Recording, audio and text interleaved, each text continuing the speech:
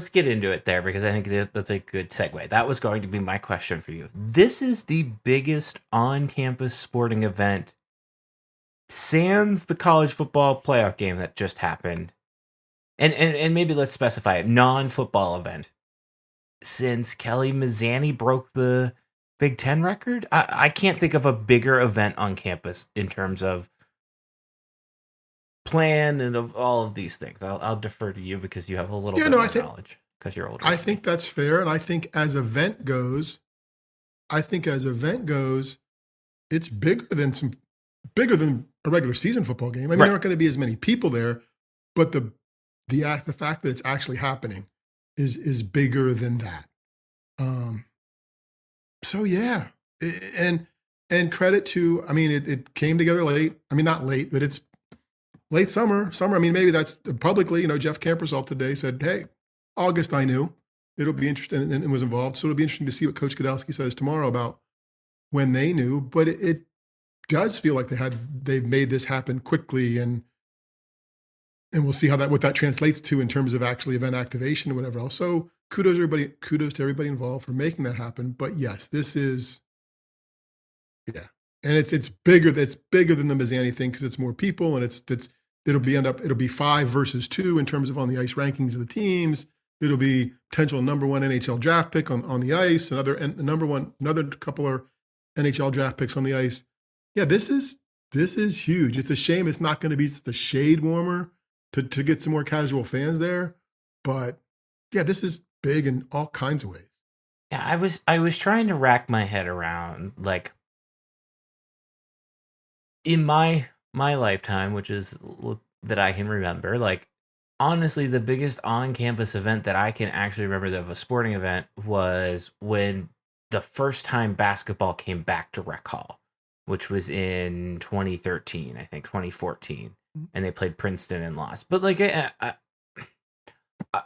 for whatever reason, I mean, and we talk about this all the time, like, basketball really has never caught on the way that hockey is catching on or continues to catch on. And I think all this event does is going to be like, especially if they win, right? Like, and even if they don't win, but like, especially if they win, this is going to be, I hate that we throw this term out because we talked about how this is the era of expectations and that's all new, but like, this is going to be another cornerstone moment for this program, both programs, really, both on the men's and women's sides. And I think that's a part of it.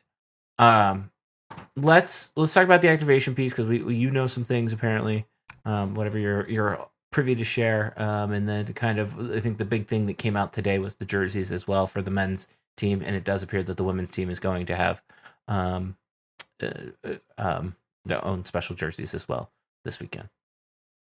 Yeah, I mean, and everything that I know now is public. I mean, they have all kinds of stuff going on. It's what they got, the public skates, 4 different days of public skates starting Wednesday through Sunday. The parking, we talked about the $100 parking weeks ago. People bought it. I mean, it's gone. The only parking that's available at this point is $40 parking, which is $60 day of. So if you haven't bought yet, they're all Show for Athletics buy now over by the Ag Arena.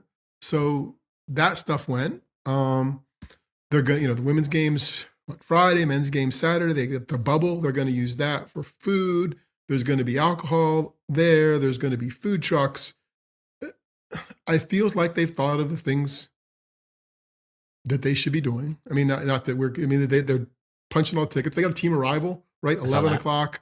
Team arrival is going to be like football team arrival, which I think is cool. And I also think, if the Spirit squads want to say they're athletic teams and supporting the team, that's great. I'm glad you got to get your butts out there and support those teams in that weather, just as you do in the August and September great football weather. I think the anticipation for me, and I assume you, and I have a young alum who I know is coming in from Mississippi and works in the industry, it'll be what they do with game day presentation, like what that looks like, what the video's like, we know there's going to be some fire and some stuff. I mean, we've been told that, like they're going to do those kind of things. So yeah, I think it's that. I think the interesting thing to me in terms of presentation is the home game experience for Penn State has relied on the Roar Zone.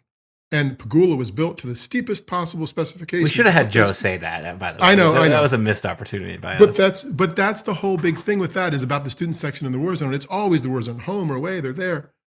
Nobody's on the field for this.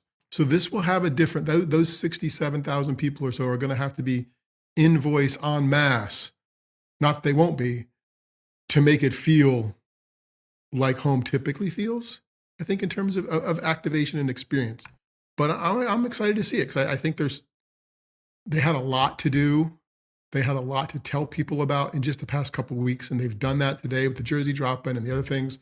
So I think they've played it well. They were testing the scoreboards today, drove by. I mean, they had stuff up for Hockey Valley that they used in some of the pictures, but they were testing the ribbon boards and things. So it'll be cool to see how it plays out.